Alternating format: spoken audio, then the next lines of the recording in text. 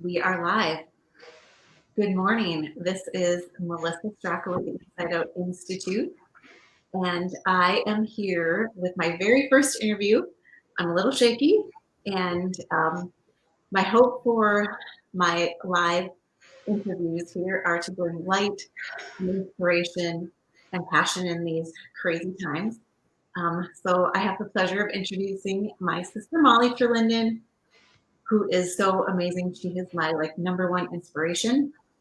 I'm going to tell you a little bit about her and then look forward to her helping her story. So she is a group fitness instructor. She's NASM certified personal trainer, wellness leader, business owner. She's a beast in the gym. Even though she's about to have a baby, I think she should kick my butt. She's in network marketing. She's a foodie and meal prepper. She's on a mission to help others achieve their best life and health. She's a mom, a wife, and such an amazing sister. So before I get teary-eyed, do you want to just go ahead and tell us a little bit about your background? Sure. So I graduated, grew up in Hutchinson, small town, graduated from here, and moved to the metro kind of right away and got into a corporate job. And I did really well in corporate. I was able to climb the corporate ladder and worked in several positions for a large company and really thought that's where I wanted to be and had dreams and aspirations of staying corporate. And after 14-ish years, I was managing a department and they decided to outsource. And so we had the opportunity to look for other jobs within corporate. And I just kind of took that time to think about what I really wanted to do. And I knew I loved helping people. A lot of the roles I completed were, I was a manager, so I got to coach people and I did miscellaneous coaching roles. And so I took the layoff instead of finding a different job and used that time to really think about what I wanted to do. In the midst of all this, I went from being an extremely unhealthy person to someone who cared a lot about food. My daughter was born with a lot of food allergies, so I had to start reading labels. At that time, it wasn't necessarily so I could know what was going on in them. It was so I wasn't hurting my kid. And so I had to pay more attention to what I was eating. And so then I found a company that I aligned really well with, and I got healthy myself and learned that I could coach people that way. And so I joined this network marketing company and loved it. And in that process of becoming healthy, I became a group personal trainer and then eventually decided to become certified to do personal training. And so that's kind of where I am now, which has been on a halt since March with everything shutting down. So I've been able to do some stuff at home with clients, but yes, I'm 38 weeks pregnant right now. Still been able to work out. Haven't had to slow that down. Well, I've slowed down, but I haven't had to quit. So now the thought of going back to a corporate life where I have to ask people permission to go to my kids' events, or where I have to, put in a request to have time off and often have that denied, or where I run out of time off or things like that, just it no longer appeals to me. It's not something that I could see myself getting back into again. So really, entrepreneurship is kind of the way that I've chose to live my life now. That is so exciting. So you do a lot of health challenges and all these things in health. Where do you think your creativity and drive and inspiration now come from, and how do you keep it even when you're 38 weeks pregnant to get up and coach and train people? Well, I think there's a few things that really inspire me. The people that I work out with, I know how I felt when I made that transition from being really unhealthy, being tired all the time, wanting to buy clothes that fit, wanting to be able to exercise, wanting to do that. And so knowing that I have people that are kind of depending on me, that really helps me get going. I don't no, I don't want to wake up all the time and work out. And so those people give me accountability. And my health journey and issues with weight started way back from when I was little. I remember playing softball, and the softball t-shirts that they gave, I had an extra large kid softball t-shirt and it didn't fit me. And so I remember driving around with my mom trying to find the same color yellow so she could sew an insert into my softball shirt. And she literally had to take the seam apart and sew that in. And so demonstrating a healthy lifestyle is really important for my daughter. I want to make sure that she sees what a healthy lifestyle looks like, that she mirrors me, that she mimics me, that she does that. And I really enjoy being active now. It went from being a desire of mine to now being a lifestyle, to where I couldn't imagine not being active. And when I don't work out in a day, I don't feel good. So it's become who I am now. Do you have any tips for like people that, were even like me? I just look back 4 years ago, I was overweight. I had, had all these traumatic accidents and traumatic everything, and couldn't even, carry a laundry basket to my couch to fold my laundry. And, what's like a couple of tips maybe you can give people who were like, can't even walk around the block, or just, where do they start? Well, the key is to just start. Like right now, I probably work out now I probably still am working out 7 times a week. And before I was pregnant, I would, I take a rest day. So when I say I'm active 7 days a week, one day might be a walk or a bike ride, but that's not how I started. I feel like a lot of people look at people that are fitness trainers, fitness instructors, super fit, and they think that that's how they should start. But for me, it started off with a couple classes a week. Group fitness really worked for me to get started. So I was just a participant. I wasn't teaching the classes, but it was 2 days a week. Just 2 days a week I added in. And so don't compare your beginning to someone else's middle, to someone else's end, to someone else's, I've been doing this for many years now, but it started off very slow, right? You don't go from not being able to walk around the block to working out 7 times a week. It's not how it works. You start off with one class, one walk, one bike ride, whatever it is. So just starting off slow and knowing that it's a process and it's a journey. It's taken me years to get where we want. We're a society that really likes a quick fix. We think we can go to a group fitness class for 30 days and have a miraculous body. Well, that's not the case. A lot of times, with my clients, I say, okay, show me your ideal body. Like, what do you want it to look like? And they'll show me and I'll be like, okay, well, are you willing to invest 5, 6, 7 years to get that body? Like, you can feel good along the way, but if you're showing me a picture of someone with ripped muscles and, abs that are popping out and you've never had that before, it's going to take years for you to get that. And so really just sticking it out and not giving into that idea that you'll have abs in 30 days.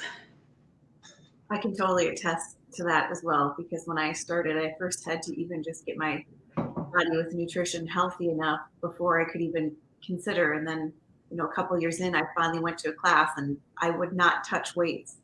And it took, a couple of years. And, just this morning I was benching 70 pounds, which is awesome, because when I started, a 3-pound weight was completely scary to me. So it is just little by little and getting better and better every day. So that is awesome.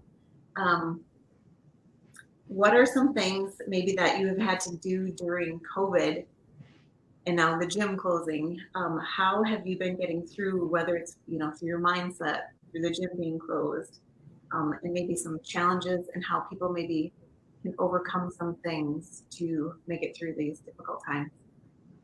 I am one who typically tries to find the silver lining. So I've been really focusing on all the positive things that have come from it. While I'm not in the gym, I've been able to connect with clients in a different manner. I've had to get to know them a little bit differently. And so it's had to make me brush up on some virtual pieces of my business. It's also allowed me time to slow down and organize pieces of my business that weren't necessarily as organized as I wanted them to be. So looking for the silver lining, being able to stay home with my kid, and reading, like really kind of making sure that I'm not just going through my Facebook feed every day. I've started reading a lot more books and focusing on that instead of like getting stuck in the scroll hole.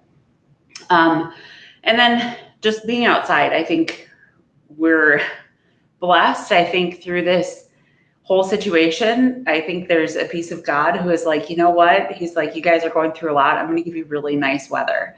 And so since March, Minnesota, we had no snowstorms in March, none in April. Like, we were blessed with such beautiful weather. And so getting out and just being outside. And again, there's some days where I don't want to, but I know how good I feel after I do exercise and work out.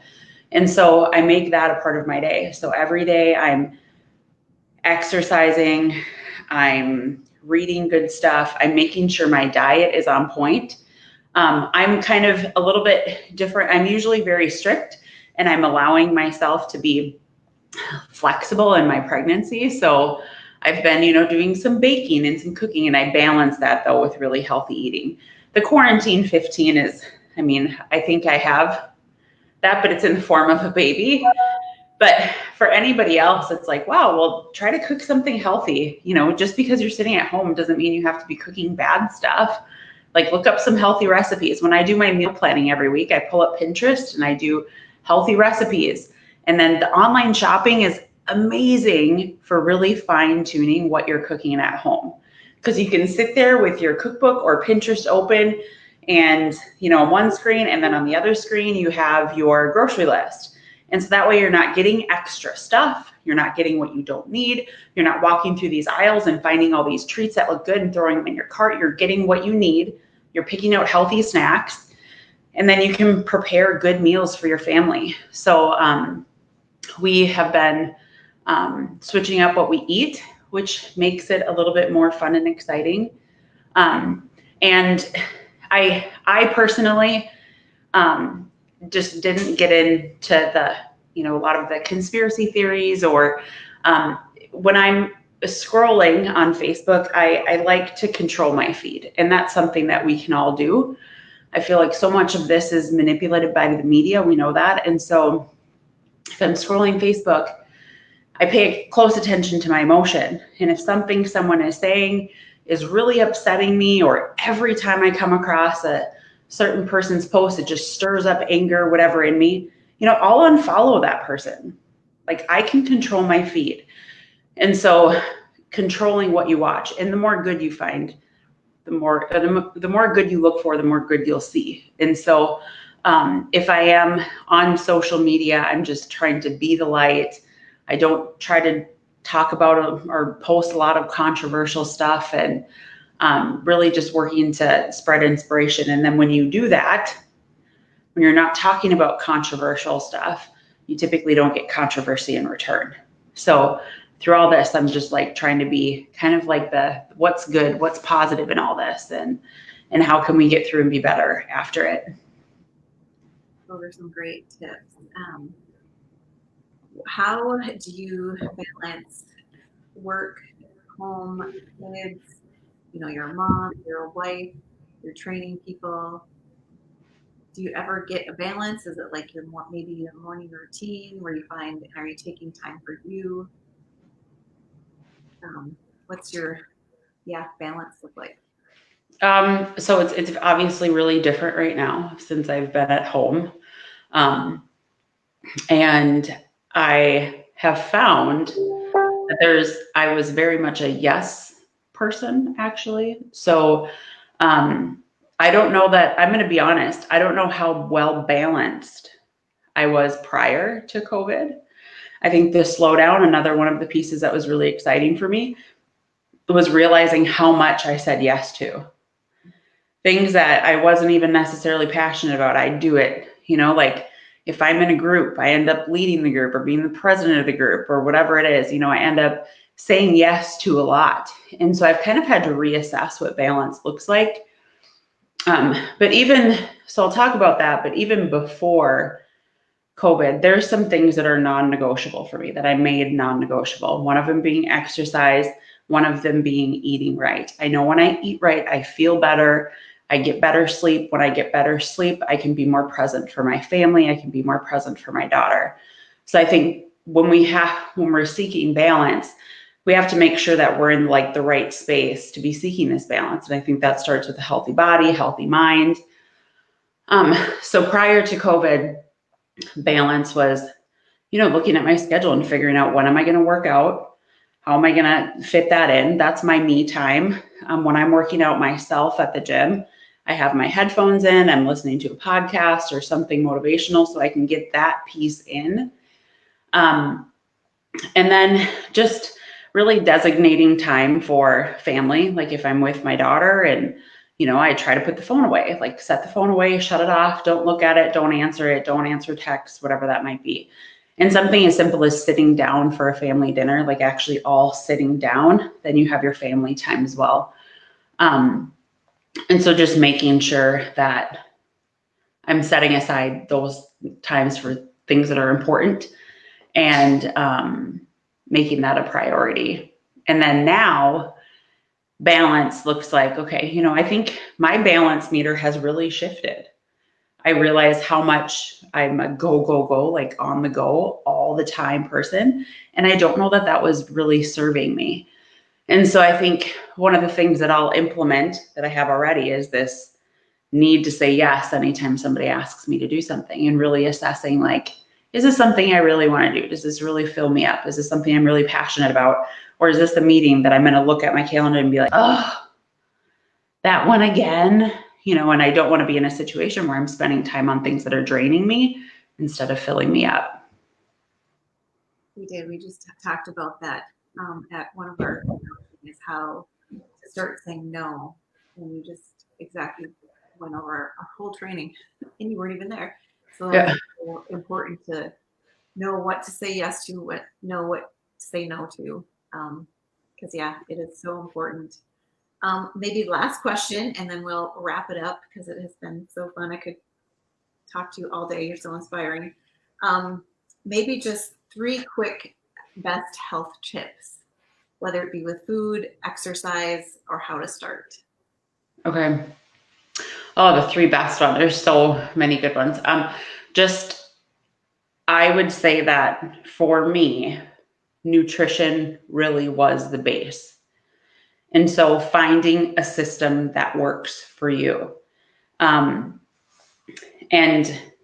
a system that would create a lifestyle change. So being open, to something that would be long-term sustainable. I used to have the diet mentality, and it hurt me in so many ways. Like, oh, I'm going to do this diet, and thinking that it would change. Or a question I get often in my health business is, well, what happens when I quit? The isogenic system. What happens when I quit it? I'm like, you ain't going to quit it. It's something you're going to love and you're going to want to do for the rest of your life. And so making sure that you get out of like the quick fix diet mentality and think long-term lifestyle. It's not 30 days. It's not 60 days. It's not 90 days. It's not even a year. It's a lifestyle. I'm 35 years old and I finally found something that I'll do until I'm 80, 90, whatever it is. And so that's really comforting knowing that I don't have to continue to try to search for something. So look at it as a lifetime, not as until you hit a number on the scale, until you hit, a certain pant size, until whatever. No, it's really about longevity and lifestyle. So that'd be number 1, long-term. Number 2 would be, yes, just to move your body in some way, find what works for you, find accountability partners. In the training world, that's where we're here. Some people need accountability and they don't have friends or family to turn to. Well, that's where you turn to a professional, like a personal trainer that will walk you through that. We'll be the one that will meet you at the gym, a couple times a week, whatever it is. And sometimes that cost is so worth it, right? A lot of people can pull up a YouTube video and find a workout, but there's something about having another human that you're accountable to. So find someone, whether it's a trainer, a friend, a person, a group fitness class, whatever it is, someone that's going to help you be accountable, because it's really hard to go through it on alone. And then these are in no specific order, right? I think they're all equally as good as the other, but really get your mind right. Because if your mind isn't right, it's really hard to stay on track with the rest of it. So a lot of my food issues, one piece I didn't talk about is, I have a history of eating disorders, and how I overcame those was really working through what was going on in my head, right? I wasn't starving myself because I was extremely happy and had everything figured out, right? There was something mentally going on with me that I had to correct before I would start putting food, until I figured out what was going on there. So reading books, listening to positive podcasts, joining challenges when you see them available that specifically focus on mindset, so you can work on all those different things. Reaching out to people that have the lifestyle you want and getting advice from them. This kind of goes with that, but it may be even a separate tip. Don't listen to it. People always want to give advice that are more messed up than you. Don't listen to people and take advice from the people that don't have the life you want. If you're trying to lose weight and you're consistently listening to people who are overweight say, oh, that won't work, that doesn't, I wouldn't listen to them. I'd go find someone who has the body, who is working out, who is doing all the things. Talk to them about how they do it. Get advice from them. Same thing with business, same thing with money, same thing with your mindset. Talk to those people that are doing it so you can get good advice from them. So I get so winded. I'm 38 weeks and it's hard for me to talk without running out of breath. Here, I'll show you the belly. Look at the belly. There's a 38-week belly for you. You wouldn't even tell it until you stand up, or really from the front, the side. Oh, awesome. I am so thankful and that you joined me today and broke me out of my comfort zone. And a lot of it you can all see is just getting out of your comfort zone and literally just starting doing baby steps. Like me and Mollie, we're average, normal people who just started, who have a compelling why, who have a passion and a drive to really help people. So Mollie, why don't you tell us where people can find you, now this has, I think, been great for your business, because now you can really coach and train people anywhere via Zoom. You're amazing at it.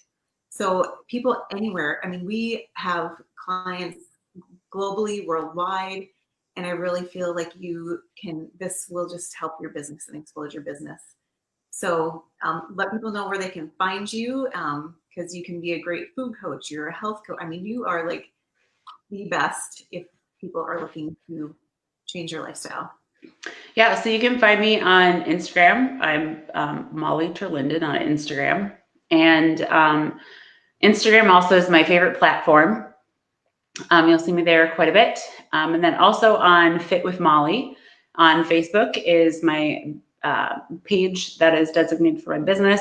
And then also Mollie Terlinden on Facebook as well. So you can find me there and watch for content, challenges, promotions, things like that.